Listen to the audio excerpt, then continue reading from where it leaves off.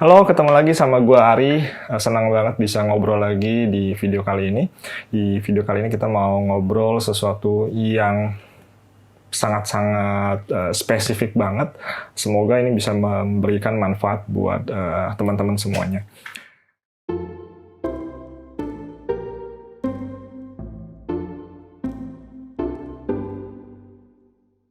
Oke, jadi buat video kali ini gue mau sharing gimana sih cara memberikan nama Mandarin buat anak gitu.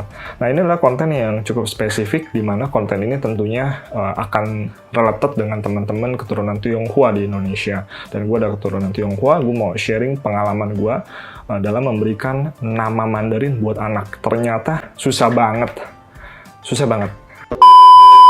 Nah, di Indonesia sendiri untuk background keturunan Tionghoa itu ternyata dibagi menjadi beberapa subsuku lah gitu kalau gue sebutnya. Jadi ternyata warga Tionghoa, keturunan Tionghoa tuh nggak cuma satu gitu kan. Ternyata ada banyak nih pembagian subsukunya lagi gitu. Gue sendiri jadi pas gue mempelajarin dan mencari tahu, gue sempet surprise juga sih, saya ribet juga ya gitu kan. Padahal udah di komunitas Tionghoa sendiri, tapi di dalam itu, waduh, ternyata ada dibagi lagi. Nah, secara umum di Indonesia ada beberapa subsuku ya. Yang pertama yang gue tahu itu adalah Hakka gitu kan, atau sebagian orang menyebutnya Ke. Ada lagi yang gue tahu adalah Teochew, terus juga ada lagi yang kayaknya itu doang yang gue tahu deh. Beberapa artikel yang gue baca ada yang menyatakan ini keturunan dari pulau mana gitu kan. Tapi terlepas daripada itu semua, jadi suku ini yang membedakannya adalah apa sih? Yang membedakan adalah pelafalannya.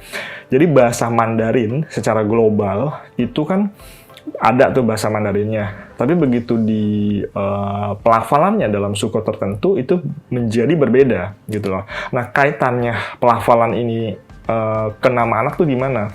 Nah, ini adalah kaitannya adalah ke nanti penyebutan nama anak itu sendiri. Cara nyusun atau membuat nama Mandarin buat anak. Kalau teman-teman tahu, ini kan bahasa Mandarin atau nama Mandarin untuk seseorang itu biasanya terdiri dari tiga kata. Nah, susunannya itu adalah yang paling pertama itu adalah marga. Marganya apa gitu kan. Nah, yang kedua setelah gue dalamin, ini disebut dengan marga angkatan atau marga generasi. Jadi itu bukan namanya yang kata kedua. Jadi itu adalah marga versi generasinya, jadi ada angkatannya gitu loh. Nah, kenapa ada angkatan? Jadi misalkan gue ketemu orang seumuran sama gue gitu kan, dia karena angkatannya misalkan di bawah gue, dia harus manggil gue om atau paman gitu kan, atau mungkin kakek. Kenapa? Karena gue secara angkatan, secara marga angkatan, gue di atasnya gitu, lebih senior dan lebih harus dihormati, dihargai dan sebagainya. Tapi bisa juga gue ketemu mungkin anak 10 tahun yang ternyata secara marga angkatan dia mungkin di atas gue gitu kan, entah 1 tingkat atau 2 tingkat.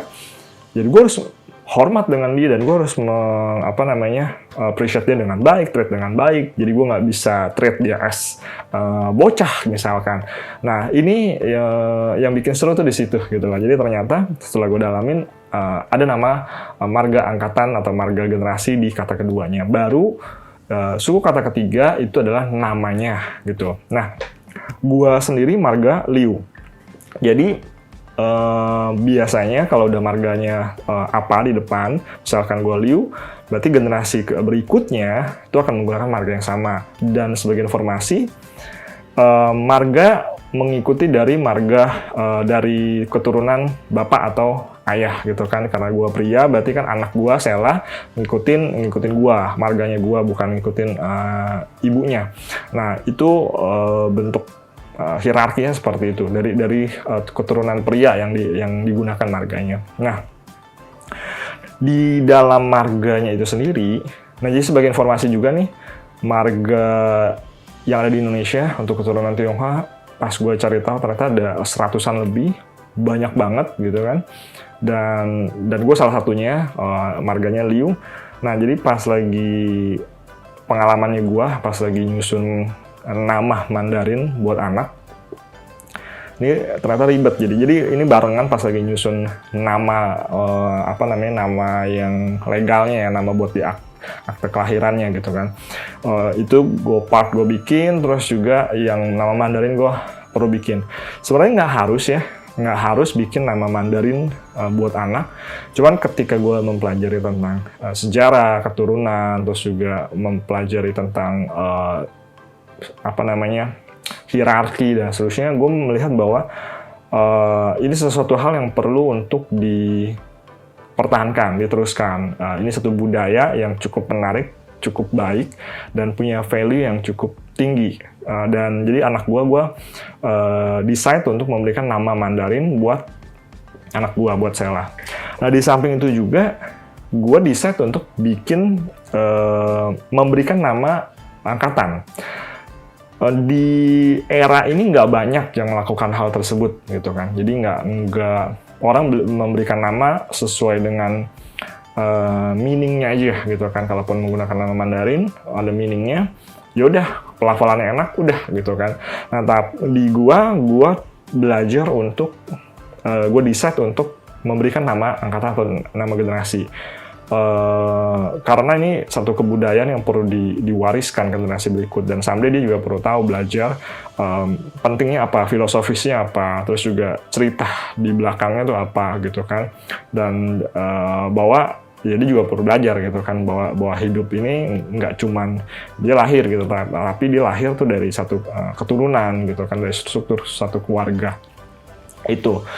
Nah, jadi gua pas lagi mencari tahu tentang nama marga angkatan, nah ini ribetnya di situ.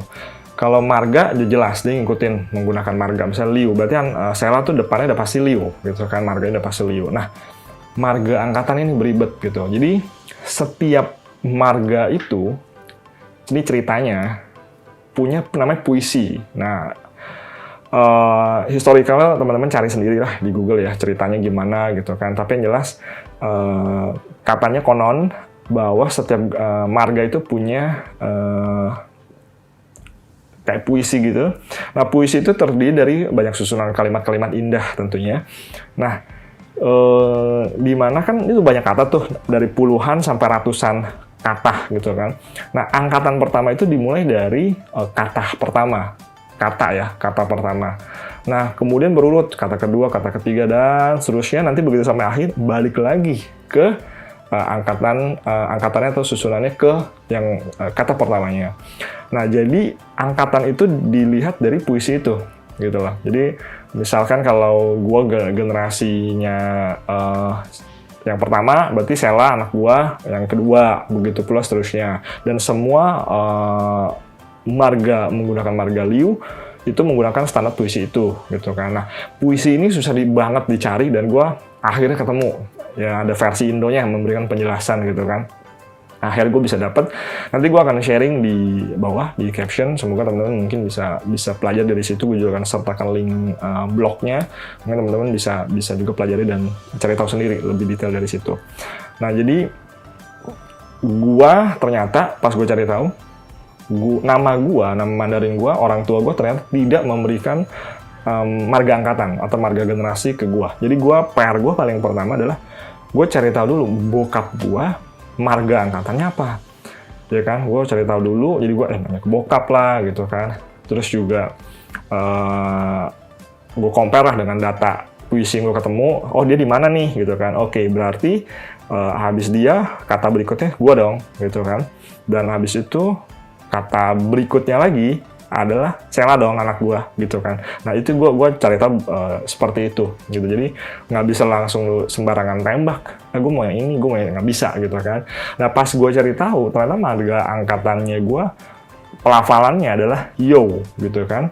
Nah, pas yang berikutnya, kata berikutnya ini Yo ini artinya adalah memberkati gitu ya. Ya tentu puisi semua kata-kata itu indah dan baik. Nah, Sheila marga angkatannya Shan, dan ini artinya baik gitu kan. Jadi udah bisa disusun tuh namanya dia. Berarti yang pertama adalah Liu, terus yang kedua adalah Shan, baru yang ketiga itu adalah namanya. Nah, nama Sela Mandarinnya sesuai dengan arahan dari keluarga, bukan sesuatu yang bisa di-share ke publik, itu sifatnya keluarga lah gitu kan yang tahu. Jadi ya gue nggak sharing namanya, tapi yang jelas susunannya adalah nama pertama itu marga, kata pertama itu marga, yang kedua adalah marga angkatan kalau mau menggunakan, yang ketiga baru namanya. Nah, namanya tentu adalah sesuatu yang punya meaning yang baik, indah, harapan kita sebagai orang tua ke anak itu gimana gitu. Nah, yang perlu jadi pertimbangan juga adalah pelafalannya. Lafalnya tuh enak gak diucapin, itu juga salah satu hal yang gue pertimbangkan gitu kan. Misal Liu Shan apa gitu kan, itu jadi pertimbangan untuk cewek misalkan kan, anak disebutnya gimana gitu. Nah, itu satu hal kecil yang mungkin jadi pertimbangan. Nah, itu aja sharing dari gue, semoga bisa memberikan manfaat. Jadi kesimpulannya adalah memberikan nama Mandarin buat anak itu susah-susah gampang. Kasusnya gue susah karena gue butuh cari tahu tuh 2 mingguan lah gitu kan, sampai detail gitu kan, sampai gue pahamin backgroundnya, filosofisnya gimana. Nah, akhirnya gue ketemu bahwa susunan nama Mandarin itu terdiri dari 3 susunan kata, marga, yang kedua adalah marga angkatan kalau mau menggunakan, yang ketiga baru namanya. Dan marga angkatan, setiap marga itu punya puisinya sendiri-sendiri. Jadi kalau teman-teman marganya berbeda dari marga gua, teman-teman perlu cari tahu sendiri marganya atau puisi dari marga teman-teman itu seperti apa. Dan baru akhirnya bisa disusun menjadi sebuah nama. Nah, ini sharing gua, semoga bermanfaat dan semoga ini bisa menjadi sebuah pengetahuan yang baru buat teman-teman. Dan ini satu hal yang baik ya, kita mempertahankan nilai kebudayaan dari nenek moyang, dari leluhur, bahwa ini satu hal yang baik untuk bisa diceritakan ke generasi berikutnya. Itu aja dari gua, sampai jumpa di video berikut. Bye, God bless.